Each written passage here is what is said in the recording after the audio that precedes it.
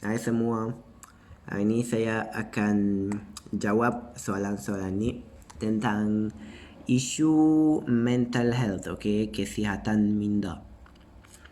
Dan sebenarnya saya akan jawab menjelaskan pengalaman saya dengan masalah mental health. Sebab selama 2 tahun saya punya masalah kemurungan. Itu sudah lalu, bukan sekarang. Sekarang saya sudah gembira, saya sudah merasa lebih baik, lebih selesa, lebih aman. Tapi dulu, macam tahun terakhir high school dan tahun pertama university, saya rasa sangat depres, memang kemurungan. Jadi soalan ni bolehkah saya tahu pengetahuan saudara tentang mental health? Memang pengetahuan saya datang dari pengalaman pribadi saya dengan mental health. Dan saya tak punya banyak pengetahuan saintifik, saya punya sikit pengetahuan saintifik.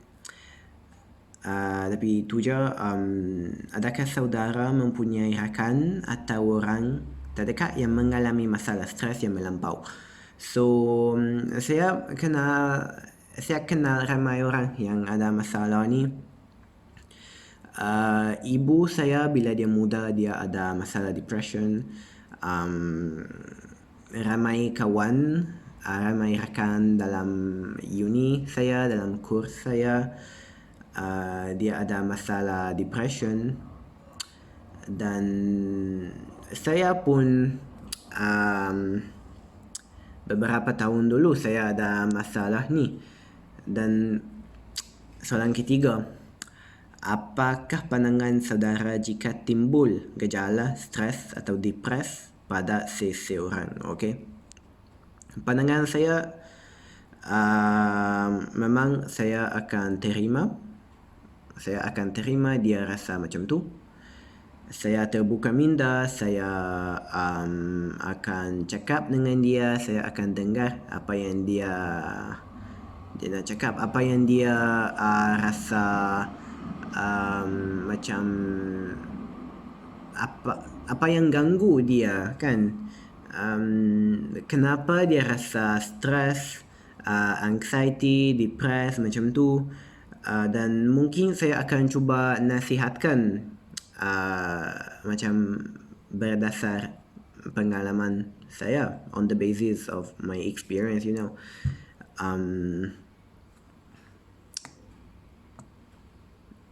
Bagaimanakah caranya untuk mendapatkan bantuan untuk saudara atau kawan kamu yang mengalami masalah depres? So ada banyak cara. Ada hotline, tapi hotline biasanya hanya untuk masalah suicidal. Macam yang paling ekstrim, yang paling melampau, macam dia nak bunuh diri, ada hotline. Di Malaysia panggil Lifeline. Itu ada website dia macam tu. Cara yang paling baik, yang paling berguna adalah cari psikologis. So dia boleh cakap dengan psikologis, dan psikologis tu boleh bagi bukan nasihat, tapi boleh panggil guidance, boleh bagi counselling macam tu. Juga kalau masalah itu pathological, jadi kalau ia memang jadi penyakit, perlulah jumpa psychiatrist. Bezaan psikologis dengan psychiatrist itu, psychiatrist boleh bagi ubat. Contohnya bila saya ada masalah kemurungan, saya perlu ambil ubat sebab memang itu sudah jadi penyakit. Sebab saya ada masalah itu selama 2 tahun. So sangat lama, bukan saja macam satu hari saya rasa sedih, satu hari saya rasa stres macam tu. Dan ia memang affect me. Affect nak cakap apa macam impact saya, dia impact study saya, dia impact social life saya. Jadi kadang-kadang diperlukan ambil ubat. Jadi itu juga cara dapat bantuan. Memang tak boleh ambil kalau tiada prescription, tak boleh ambil ubat kalau tak jumpa doktor dulu. Dan apakah punca seseorang itu boleh terkena masalah stres, depresi? Okay, punca. Kenapa orang punya feeling, perasaan ini? Ada banyak punca bagi saya. Contohnya kalau seorang dibuli, okay, bila dia kecil, itu masalah besar. Bila dia jadi besar, dia akan ada masalah, tak sayangi diri, okay, macam tu. Ataupun kalau ibu atau bapa dia tak jaga dia bila dia kecil, tak sayangi dia bila dia kecil, itu juga satu masalah yang impact self-esteem saya, self-esteem kita, iaitu macam mana kita memandang diri sendiri. So yang lain apa, saya, ini topik memang sensitif dan topik sangat serius. Tapi saya kenal perempuan yang dirogol bila dia kecil. Itu masalah sangat besar dan malangnya ada ramai kes macam ni. Jadi itu juga satu pengalaman besar yang impact mental health kita, kesihatan kita untuk perempuan. Atau juga ada anak lelaki yang dirogol bila dia kecil. Itu masalah pedofilia, okay? Itu juga satu satu macam luka dalam minda seseorang, tahu. Jadi itulah, saya akan cakap tentang pengalaman sikit.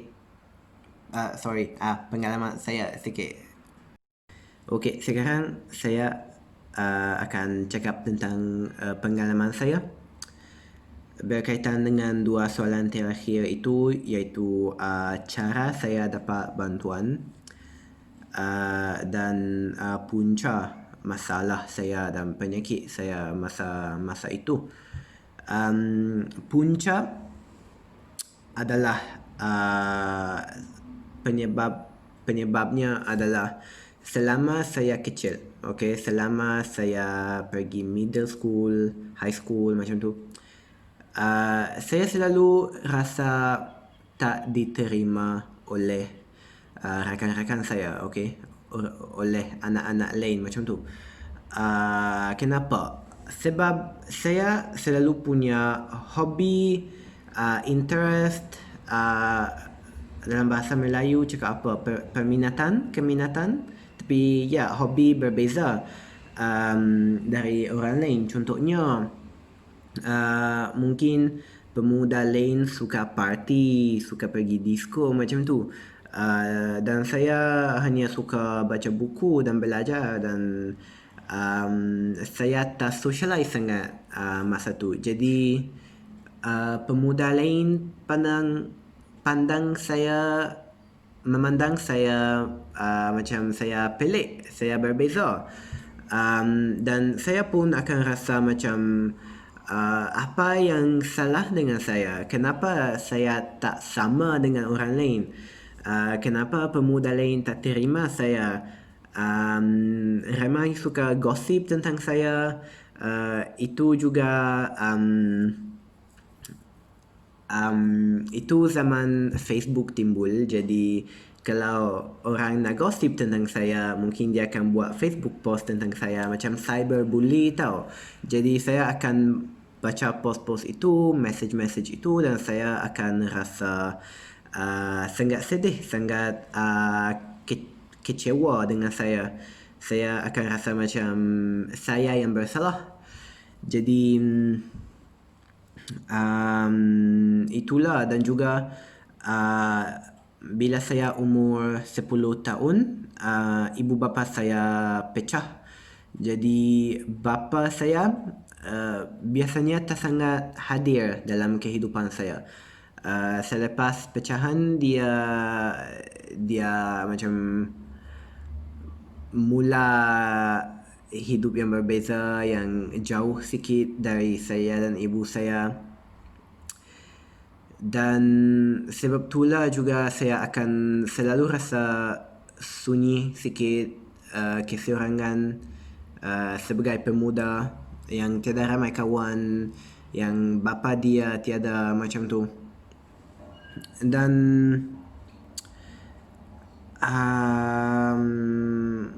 punca lain itu je saya datang dari environment ni, bandar kecil ni yang di mana orang tak terbuka minda, okay? Jadi kalau kamu berbeza, walaupun sikit berbeza je, orang lain takkan terima. Sebab itulah saya develop, saya nak cakap apa, saya timbul masalah kemurungan sebab tak boleh terima diri, tak boleh sayangi diri. So masa itu macam mana saya dapat bantuan, okay? Selepas high school saya pindah ke Belanda untuk universiti saya, untuk sambung belajar, okay? Bachelor Science Politik. Saya baru siap, baru graduate minggu ini. Dan masa itu bila saya pindah, saya memang rasa takut orang di sini pun takkan terima saya, dan saya akan gagal dalam study, dalam social life, macam tu. Saya takkan dapat kawan, macam tu. Tapi walaupun tahun pertama di university sangat susah, itu tahun yang paling serius untuk saya dari segi mental health, dari segi kesihatan minda. Sebab saya masa itu sangat kemurungan. Saya rasa susah menyesuaikan diri dengan tempat baru, dengan negara baru, university baru, semuanya. Mentality baru juga. Ada beberapa kawan yang sangat tolong saya. Utamanya best friend saya, Katie, dari Inggris, yang dia sejak kecil dia punya masalah anxiety. Jadi dia akan dapat panic attack. So kalau dia stres, dia akan timbul beberapa gejala macam rasa pening, macam susah nafas, okay, macam tu. Jadi bila saya cakap dengan dia tentang masalah saya, dia 100% boleh faham saya, boleh faham masalah kemurungan, dan stres, dan kesedihan, dan macam tu. Jadi itu tolong saya terima diri, okay? Saya belajar sayangi diri sebab ada orang yang faham saya. Ada seorang dengannya saya boleh cakap tentang masalah, dan ramai orang sini lebih terbuka minda. Jadi ada lebih ramai kawan yang saya boleh cakap dengan dia. Namun sebab masalah kemurungan sangat serius, saya juga saya bermula ambil ubat, okay, antidepresan. Sebab bila saya jumpa doktor, saya cakap tentang masalah saya. Dia kata, okay, kau boleh cuba ambil ubat dan kita lihat apa yang akan terjadi, macam mana yang situasi ini, keadaan ini akan berubah. Jadi selepas 1 tahun saya ambil ubat, saya sudah mula rasa lebih baik. Dan memang saya tahu ramai orang takut ambil ubat sebab tak tahu apa kesannya, sebab tak tahu apa side effect dia, kalau ia bahaya macam tu. Dan juga ada orang yang rasa malu tentangnya, tapi orang yang berfikir macam tu perlu faham, kadang-kadang ubat itu diperlukan, okay? Apa perkataannya? It's just necessary. Terlalu penting. Jadi itu cara kedua saya dapat bantuan. Yang ketiga ada saya jumpa psikologis. Jadi ada seorang juga yang saya boleh cakap dengan dia. Dan banyak trauma yang ada dalam minda kita, okay? Yang mungkin kita sedari kita ada trauma ini. Trauma maksud satu peristiwa dalam kehidupan kita yang memang lukakan minda kita, rosakkan minda kita. Rogol, bully, ibu bapa pecah macam tu, semuanya boleh rosakkan jiwa kita, minda kita.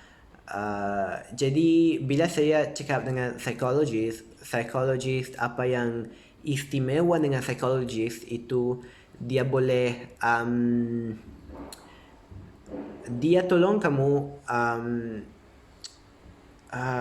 macam jelaskan trauma ini. Mungkin kau sudah lupa apa yang terjadi dalam masa lalu, tapi kau masih suffer the effects of what happened, you know. Kau tak tahu kenapa minda kamu rosak, kenapa kau rasa murung kan? Sebab otak kamu sudah lupa, sudah tak boleh terima apa yang terjadi dalam masa lalu. Okay, semua itu panggil trauma. Dan psikologis tolong kamu faham trauma, okay? Apa yang terjadi dalam masa lalu dan macam mana kita boleh terima apa yang terjadi, okay? Kita masa lalu tak boleh ubah kan, tak boleh tukar apa yang terjadi, tapi kita boleh terima apa yang terjadi dan rasa lebih aman.